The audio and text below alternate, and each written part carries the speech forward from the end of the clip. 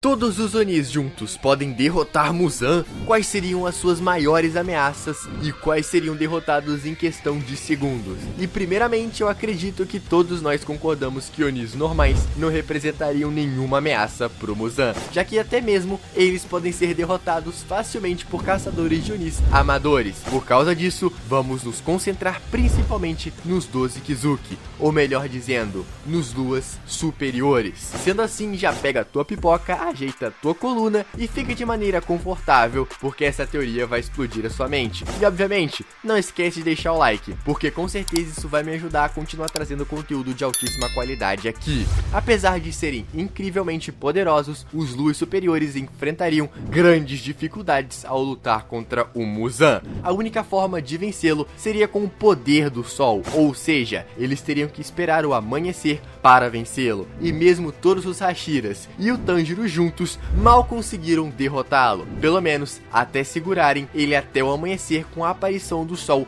finalmente o desintegrando. E mesmo assim, depois de morto, ele ainda conseguiu fazer o inferno na terra, transferindo seu sangue para o Tanjiro e o transformando em Oni. Mas no final, tudo acabou bem. Entretanto, o maior motivo pelo qual conseguiriam realizar tal feito colossal foi devido à ajuda da Tamayo, visto que ela estava bem ciente da força de Muzan, pois havia passado um bom tempo com ele, e portanto ela estava preparada com um veneno forte o suficiente para enfraquecê-lo, então diminuindo a sua força significativamente, não só força, agilidade e outras habilidades, permitindo que os Hashiras lutassem contra ele em condições um tanto justas. Não diria iguais, porque isso seria forçar uma barra, né? Muzan é literalmente invencível, e se ele lutasse contra os caçadores de Onis em seu poder total, ele os aniquilaria facilmente. Levando isso em consideração, não há absolutamente nenhuma chance de que os luas superiores pudessem derrotá-lo. Provavelmente ele os esmagaria em questão de minutos, ou então segundos. A resposta para essa pergunta foi bastante óbvia. É isso. Acabou o vídeo.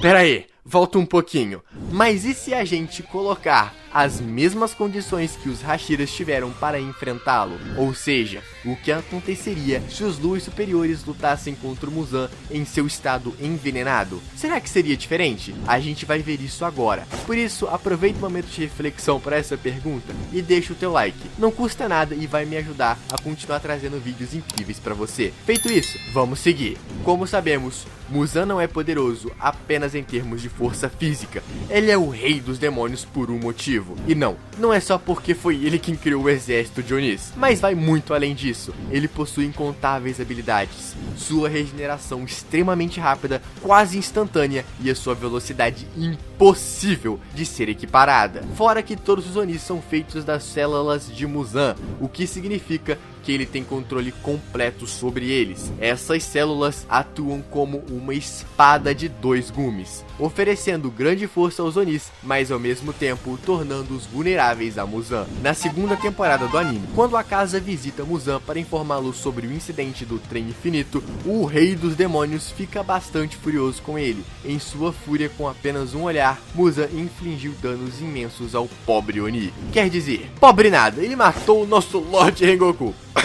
Voltando, o fato é que se um Oni tão forte quanto Akaza sofre tanto dano com apenas um olhar, pessoal, isso fala muito sobre a capacidade do Muzan. Isso basicamente implica que o rei dos demônios, não importa o quão enfraquecido ele esteja por lesões ou mesmo em veneno, pode derrotar qualquer Oni em questão de segundos. Portanto, se quisermos fazer essa comparação de forma realista e justa, teríamos que retirar do Muzan sua habilidade de controlar os Onis. Somente assim os luas superiores poderiam ter uma luta justa com o rei dos Onis. Portanto, vamos deixar de lado essa habilidade específica de Muzan por um momento e comparar como cada Oni se sairia em uma luta contra ele. Quais seriam capazes de se manter firme e lutar por muito tempo, e quais morreriam rapidamente? Alguns deles seriam capazes de infligir qualquer dano em Muzan? Bom, em primeiro lugar, não incluiremos Onis comuns e nem Onis de classificação inferior nessa comparação, pois como já dissemos, eles são muito fracos e não fariam uma grande diferença significativa nessa luta. Sendo assim, vamos analisar primeiro como seria a luta de cada Oni superior caso ele agisse sozinho. Vamos ver as habilidades e poder de cada lua superior. Podemos considerar que os primeiros dos luas superiores a agirem seriam Gyutaro e Daki, pois os irmãos têm duas vantagens. Primeira é a lâmina de Gyutaro, que lhe dá um controle considerável sobre os tentáculos de Muzan, e a segunda é o fator de que eles precisam de serem decapitados ao mesmo tempo para serem mortos. Os tentáculos de Muzan são bastante fortes, e ter a capacidade de lidar com eles é uma vantagem considerável. Então Gyutaro e Daki poderiam abrir o espaço para que os outros Onis atacassem o Muzan, mas infelizmente Gyutaro carece em velocidade e força necessárias para enfrentar um adversário poderoso como Muzan. Além disso, rapidamente, a qualquer pequeno descuido, eu diria que o mínimo já seria suficiente para eles irem de base. A seguir entra em cena o Lua Superior 5, Gyoko, que possui habilidades realmente fortes, como o teletransporte e a invocação de monstros peixes gigantes de suas jarras. Considerando o fato de que Gyoko está do lado de Muzan há muito tempo, o Lorde Oni está bem ciente de seus truques e técnicas. As habilidades do Gyoko podem funcionar melhor em qualquer um que não tenha informação sobre ele, mas para o Muzan, ele é moleza. Muzan facilmente destruiria suas panelas, derrotando rapidamente o Lua Superior 5. Acredito que o máximo que ele poderia fazer seria espalhar os seus jarros ao redor de Muzan para distraí-lo, assim como os Onis poderiam se esconder atrás de diversos peixes para pegar o Muzan com um ataque surpresa, mas devido à grande velocidade de Muzan, seria muito difícil manter tantos subordinados fracos vivos até por poucos segundos no campo de batalha. Difícil, não impossível. Seguindo em frente, o Lua Superior 4, Hantengo, também possui um conjunto de habilidades muito impressionantes, o que pode ajudá-lo a durar um pouco mais em uma luta contra o Muzan, mais até do que os Onis mencionados anteriormente. Seria a habilidade que o Hantengo possui de manipular sua carne à vontade, permitindo que ele aumentasse e diminuísse o seu tamanho e faça clones de si mesmo toda vez que ele é decapitado. Essa é uma habilidade muito útil de se possuir, e considerando o fato de que Hantengo é um dos Onis mais furtivos e rápidos entre os Luas superiores, ele pode apenas conseguir prolongar sua vida contra Muzan e até mesmo esquivar-se de alguns de seus ataques, principalmente com a habilidade do bastão de choque, onde além do choque, causa uma paralisia no seu adversário. Acredito que não pararia o Muzan, mas retardaria os seus movimentos, mas combinado com a sua outra habilidade de vento, ele poderia jogar o Muzan a uma distância considerável, dando-os mais possibilidades de esquiva. No entanto, no fim das contas, Muzan ainda poderia facilmente derrotá-lo. Sua manipulação de carne e as suas habilidades para se esquivar dos ataques podem ser incômodos, mas isso só significa que Muzan teria que gastar um pouco mais de tempo lutando contra ele. Além disso, ele não possui força suficiente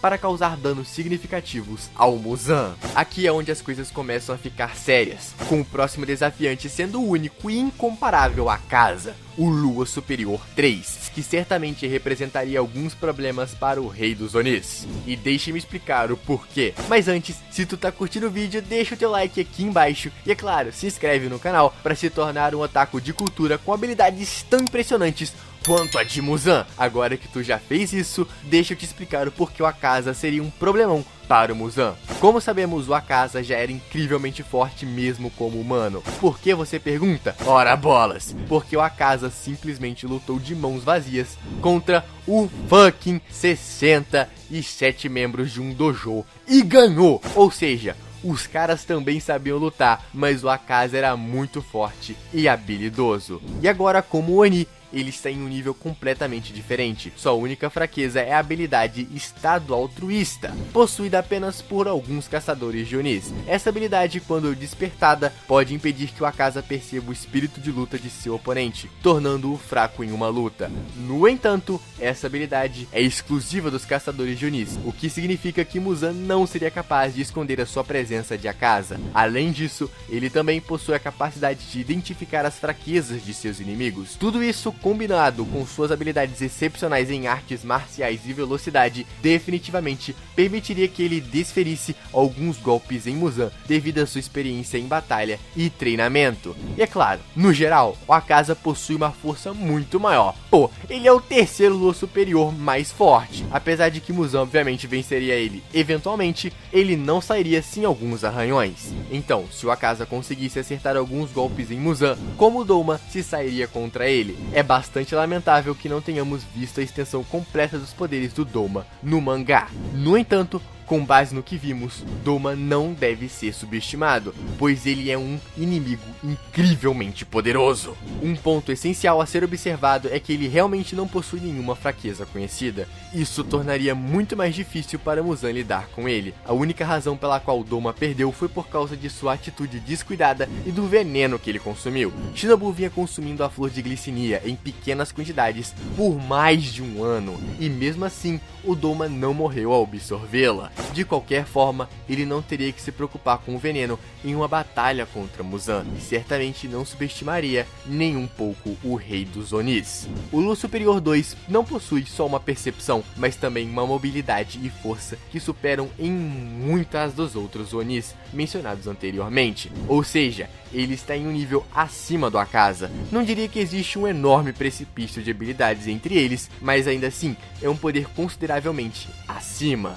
Até mesmo a sua arte de Oni sanguinário, ou seja, seu Kikijutsu é bastante impressionante, que permite que ele manipule sua carne e sangue para criar gelo e geada. Usando essas técnicas, o Doma pode causar danos significativos e possivelmente congelar Muzan, ou congelando todos os seus tentáculos que o Muzan joga contra ele, e é claro, também criando barreiras de gelo para se proteger. Portanto, ele certamente travaria uma boa luta e resistiria por mais tempo, mas eventualmente, como todos os Onis anteriores, ele perderia. Por fim, vamos falar sobre aquele que realmente daria um tempo difícil pro Muzan, o Lua Superior 1, Kokushibo. Agora a luta entre esses dois seria muito interessante, considerando o quão incrivelmente forte eles são.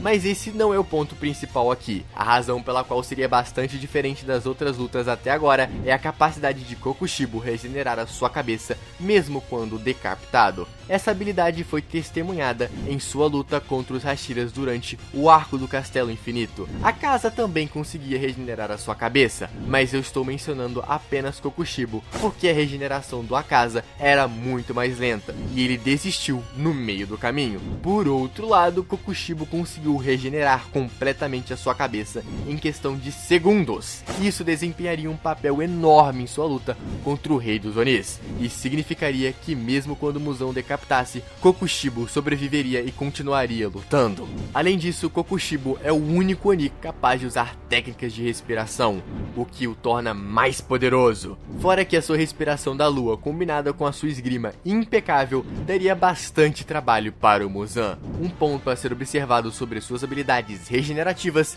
é que ele só conseguiu regenerar a sua cabeça uma vez durante a luta contra os Hashiras. Ele pode ser capaz de fazer isso várias vezes? Bom, não temos certeza disso. Portanto, se o Muzan cortasse a sua cabeça várias vezes, provavelmente ele não seria capaz de se recuperar a tempo, e no final a luta terminaria a favor do Muzan.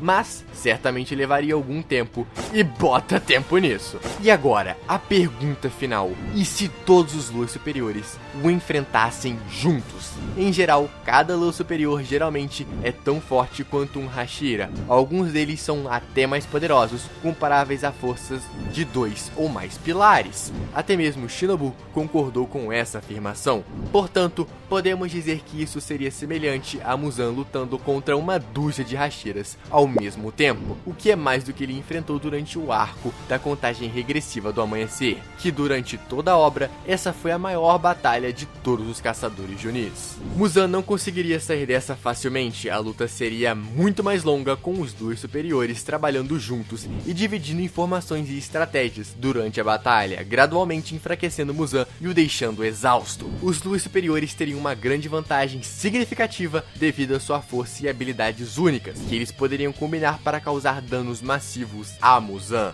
Além disso, eles podem escapar de ataques mortais do mesmo. Logo no início da luta, o Rei Demônio agiria rapidamente para lidar com os Luas superiores mais fracos, como Gyutaro, Taki e Gyoko. Então Gyoko e Gyutaro usariam suas técnicas especiais de envenenamento em Muzan, mas isso não faria muito efeito, pelo menos no momento, mas a longo prazo poderia enfraquecê-lo, pelo menos um pouco, abrindo possibilidades para que os outros Luas aguentassem mais tempo na luta e encaixassem mais golpes em Muzan. Sendo assim, à medida que o tempo passa, Akaza e Kokushibo causariam muitos danos físicos a Muzan, que ao mesmo tempo, Doma usaria o seu poderoso Kikijutsu de gelo em pó para envenenar Muzan ainda mais. Nessa parte da luta, isso já começaria a desgastar o Lorde Oni, enfraquecendo-o a ponto dos dois superiores agora terem uma leve vantagem sobre ele. Eventualmente, perto do final da noite, os dois superiores teriam ferido Muzan o suficiente para decapitá-lo, e aquele que o faria seria nada mais, nada menos do que o Oni mais forte de todos, Kokushibo. No entanto, não podemos esquecer que Muzan é capaz de regenerar a sua cabeça, tornando-o imune à morte por decapitação. Mas mesmo que ele não morresse, regenerar a sua cabeça o desgastaria consideravelmente, tornando extremamente difícil para ele manter os Onis restantes. Os Onis usariam tanto as habilidades do Hantengo para se esquivar dos ataques de Muzan, como também para desorientá-lo. Como? Ora, Hantengo tem a habilidade dos gritos que poderiam não só desorientá-lo, mas fazê-lo perder um pouco a percepção de onde estão os luas superiores. E segurando Muzan pelo máximo de tempo possível, a batalha eventualmente chegaria ao fim com o nascer do sol queimando todos os Onis, incluindo Muzan, preenchendo o local onde ocorreu a batalha em um lugar completamente destruído e cheio de cinzas. Portanto, o fim dessa luta incrivelmente longa e impressionante seria um empate e nenhum deles sairia vitorioso. Mas eu consideraria isso como uma vitória se eles tivessem como objetivo eliminar o Muzan. E o que você acha? Comenta aqui embaixo. E se tu curtiu esse desfecho épico, curte o vídeo e se inscreve no canal para não perder mais nenhum vídeo e se tornar um otaku de cultura. Clica nesse vídeo aqui que eu separei pra você, onde eu conto a história de como a Nezuko se juntou a Muzan e mudou toda a história de Demon Slayer. Clica aí, vai! Não seja tímido. Tamo junto sempre. Te vejo na próxima.